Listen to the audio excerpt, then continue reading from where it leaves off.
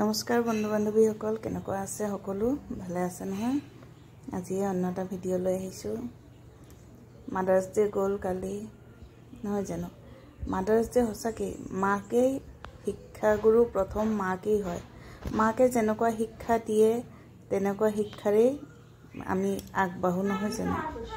আৰু কিছুমানে আমি ভাবোঁ, মই নিজে ভাবোঁ যে সেইদিনাখন যে কৈছিলোঁ সুমন মল্লিক নামৰ এই মানুহগৰাকীৰ কথা, তাইক কি শিক্ষা দিছিলে বাৰু?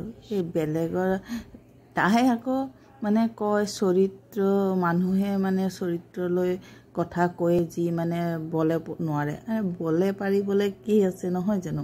যি নিজৰ স্বামী, নিজৰ দুইটা পেটৰ সন্তানক এৰি পেলাই বেলেগৰ ল'ৰা ছোৱালী থকা বাপেকক ধৰি থাকিবহি পাৰে, তেনেকুৱা মাইকী মানুহৰ চৰিত্ৰ আৰু বেলেগকৈ কি বুজাব? কোনোবাই বুজাব জানো লাগে? নালাগে। ভগৱানেতো দেখিছেই, মানুহে দেখিলেতো সেইটো ক'বই। তোমাৰ যদি চৰিত্ৰ ইমান ভাল, তেতিয়াহ'লে তুমি বেলেগৰ মতা ধৰিবই নালাগে। তোমাৰ ঘৰত প্ৰব্লেম হৈছে, মানিছোঁ, ঠিক আছে, হাজবেণ্ডৰ লগত তুমি তেতিয়াহ'লে বেলেগ কোনোবা ডিভৰ্চি চাই ল'লাহেঁতেন।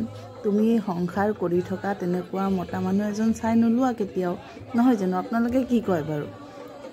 কেতিয়াও জানো মাইকী মানুহ এগৰাকী যদি ভাল চৰিত্ৰ হয়, দুখ পাই পেলাই আঁতৰি আহে নিজৰ সংসাৰৰ পৰা, তেতিয়া জানো ল'ৰা ছোৱালী থকা, সংসাৰ ঘৈণীয়েক থকা, সংসাৰ কৰি থকা তেনেকুৱা মতা মানুহ এটা ফচাই পেলাই কোনোবাই থাকিব জানো?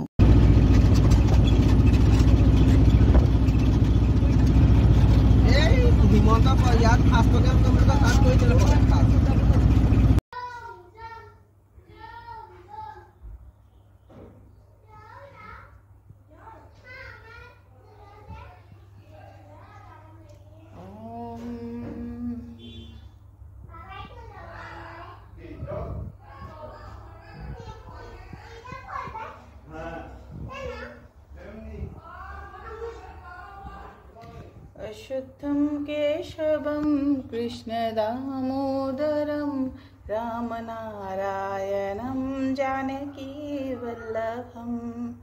अशुद्धं केशवं कृष्णदामोदरं